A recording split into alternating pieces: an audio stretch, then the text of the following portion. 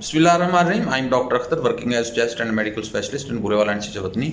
आज हम बात करेंगे जनरल वीकनेस के टॉपिक पे। ये बहुत ज़्यादा कॉमन कंप्लेंट होती है कि डॉक्टर साहब हर टाइम कमज़ोरी रहती है, हर टाइम कमज़ोरी की कैफियत सर से पाँव तक रहती है, कोई काम करने को दिल नहीं चाहता और स्पेशली जब सुबह उठते हैं तो बहुत ज़्यादा कमज़ोरी फील होती है। तो इसकी मैं वजूहात पे बात करना चाहूँगा।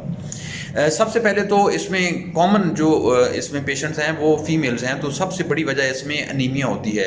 जिन लोगों में खून की कमी होती है उनमें सबसे ज़्यादा वीकनेस फील होती है। उसमें एक कॉमन सी बात यह है कि जब आपकी सप्लाई जिस्म को हीमोग्लोबिन प्रॉपर ऑक्सीजन नहीं कर रहा तो उसकी वजह से आपको डेफिनेटली एक कमज़ोरी की कैफियत होगी। तो इसका अब हाल ये है कि आप अपना अनीमिया जो है वो उसको करेक्ट करें, नंबर 1। दूसरा, उसकी वजह ढूंढनी ज़रूरी है, तो उसके लिए डॉक्टर को दिखाना ज़रूरी है, क्योंकि कुछ फीमेल्स में ब्लीडिंग हो रही होती है, तो स्पेशली जब उनके साइकिल चल रहे होते हैं तो उसकी वजह से उनको डेफिनेटली प्रॉब्लम होता है। तो उसमें हम उस काज को ट्रीट करते हैं और उसके साथ इसकी मुख्तलिफ किस्म की टैबलेट्स भी मिल जाती हैं और इसके लिए इंजेक्शन भी अवेलेबल हैं, लेकिन काज को ट्रीट करना ज़रूरी है, ना कि सिर्फ सिम्टम को हमने ठीक करना है। तो पहली वजह ये थी। दूसरी वजह इसमें इंपॉर्टेंट ये है कि अगर आप स्लीप प्रॉपर नहीं लेते, बहुत सारे पेशेंट जो हैं वो शिफ्ट वर्क करते हैं या वो रात को बहुत लेट से सोते हैं, तो उनको जनरलाइज वीकनेस होती है। उसकी वजह यह है कि आपने 6 से 8 घंटे प्रॉपर आपने नींद लेनी है। अगर आप ये प्रॉपर नींद नहीं लेते तो उससे आपको जनरलाइज वीकनेस होगी। और दूसरा इसमें जो इम्पोर्टेंट बात है कि जो आपकी वो 6 से 8 घंटे की नींद है उसमें कहीं जिस तरह दरमियान में बाज़ कुछ लोग उठ जाते हैं या उनको उठा दिया जाता है बार बार ड्यूटी अगर वो कर रहे हैं, तो उससे भी आपका वो वीकनेस आपको रहेगी, क्योंकि आपका वो एक ड्यूरेशन उसमें पूरा नहीं होता। तीसरी इसमें वजह है कि एज़मा के पेशेंट्स और सीओपीडी के पेशेंट्स जिनको एज़मा या सीओपीडी यानी सांस का मसला है या जिनको बलगम पैदा होती है और वो अपना प्रॉपर इलाज नहीं कर रहे हैं, उनका वो सिम्टम अनकंट्रोल्ड हैं, तो उनमें भी जनरलाइज वीकनेस होगी। उसकी सिंपल सी वजह यह है कि ऑक्सीजन का लेवल जिस्म में पूरा नहीं होता, सोजिश का प्रोसेस चल रहा होता है, उसकी वजह से आपको एक वीकनेस फील होती है। अब इसका हाल यह है कि आप अपना एज़मा कंट्रोल करें, प्रॉपर तरीके से कंट्रोल करें, आपको किसी किस्म के कोई सिम्टम नहीं होने चाहिए, तो आपका ये मसला हल हो जाएगा, आपकी वीकनेस जो है वो ख़त्म हो जाएगी। चौथी इसकी वजह होती है स्नोरिंग। स्नोरिंग का मतलब है खराटे आना। बहुत सारे लोग जो हैं उनको रात के टाइम बहुत ज़्यादा खराटे आते हैं। अब देखें, जब खराटे आते हैं तो उससे ऑक्सीजन का लेवल ड्रॉप कर जाता है जिस्म में।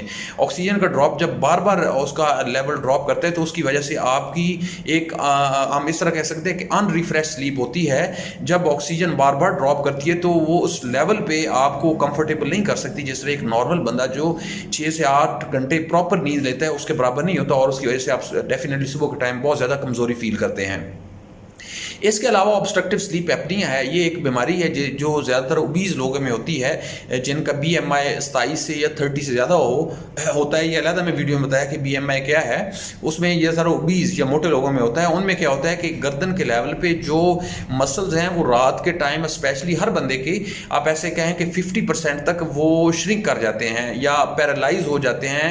यानी एक नॉर्मल जो टोन होती है हम हमारे जागते हुए वो आम कंडीशन में भी 50% कम हो जाती है सोते हुए हर एक नॉर्मल बंदे की।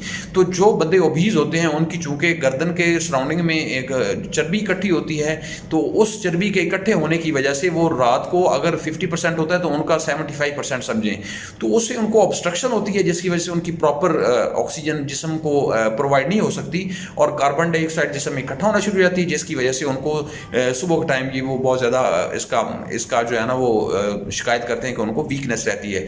अब उसका हाल ये है कि इसके लिए हम स्लीप स्टडी करते हैं ऑब्स्ट्रक्टिव स्लीप एपनिया के लिए, और फिर इसको हल जो है वो CPAP कुछ मशीनों के जरिए होता है और कुछ इसके और हल हैं, वो एक अलग वीडियो में बताऊंगा कि ऑब्स्ट्रक्टिव स्लीप एपनिया में जब हम वीडियो बनाएंगे। इसके अलावा बहुत सारे लोग जो है जो डाइट तो लेते हैं लेकिन बैलेंस डाइट नहीं लेते, उनमें भी बहुत ज़्यादा ये कॉमन जनरलाइज वीकनेस है। तो उसके लिए आपने एक तो दिन में 3 से 4 मरतबा खाना लेना है, नंबर 1। नंबर 2, उसमें आपने कोशिश करनी है कि उसमें मुकम्मल न्यूट्रिएंट्स हों। तो अगर आप ये प्रॉपर ले रहे हैं तो उम्मीद है आपको इसका कोई मसला नहीं होगा। अगर हम आखिर में ब्रीफली बात करें कि अगर किसी को बहुत ज़्यादा जनरलाइज वीकनेस रहती है तो उसका हल क्या है, उसका नंबर 1 ये है कि आपने देखना है उसकी वजह क्या है, जो कि यूजली आमतौर पर फीमेल्स में अनीमिया होती है। आप खून की कमी पूरी करें, आपका मसला हल हो जाएगा। नंबर 2, जिनको बीमारी चल रही है जिस तरह एज़मा की या COPD की, आपने अपना ये एज़मा COPD को ठीक करना है, उनका मसला हल हो जाएगा।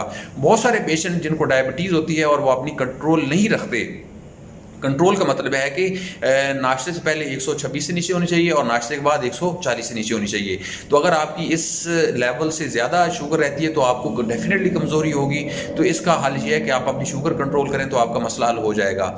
इसके साथ बहुत सारे लोग जो बैलेंस डाइटिंग लेते, उनके लिए ये है कि वो एक तो फ्रीक्वेंटली 8 से 6 घंटे के बाद खाना लें और दूसरे लेवल पे है कि बैलेंस डाइट लें, तो उनका ये मसला हल हो सकता है जनरलाइज वीकनेस का। और आखिर में ओएसए, ऑब्स्ट्रक्टिव स्लीप एपनिया, मोटापे के शिकार लोग जिनको बहुत ज़्यादा मोटापा है और उनकी रात को नींद पूरी नहीं होती, उनको भी इसका प्रॉब्लम होता है। वो डेफिनेटली इसको स्लीप स्टडी के ज़रिए हम डायग्नोज करते हैं और फिर इसका सीपैप के ज़रिए हल होता है। तो इस तरीके से अगर आप इसको फॉलो करें तो आपका मसला हल हो सकता है।